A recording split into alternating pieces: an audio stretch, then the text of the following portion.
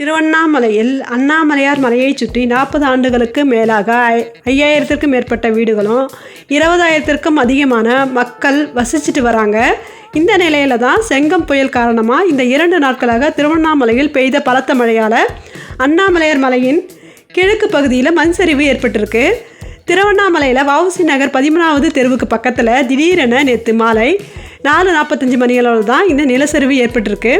மிகப்பெரிய சத்தத்தோடு பாறை ஒன்று சரிந்த நிலையில் மண் சரிந்து 3 வீடுகள் மூடப்பட்டுருச்சு. அதில் முதல்ல ஒரு வீடு பார்த்திங்கன்னா முழுமையாக மூடப்பட்டுருச்சு. சத்தம் கேட்டு அந்த பகுதியில் இருந்த மக்கள் பார்த்தபோது குடிசை வீடு ஒன்று இடிந்து அந்த மண் சரிந்து காணப்பட்டிருக்கிறத பார்த்தாங்க. 35 டன் எடை கொண்ட ராட்சத பாறை சுமார் 20 அடி சரிந்து வீடுகளும் மூடியிருக்கு. இந்த சம்பவத்தில் தான் ராஜ்குமார் என்பவருக்கு சொந்தமான வீடு முழுமையாக மண்ணுக்குள்ளே புதைஞ்சிருக்கு. அதுபோக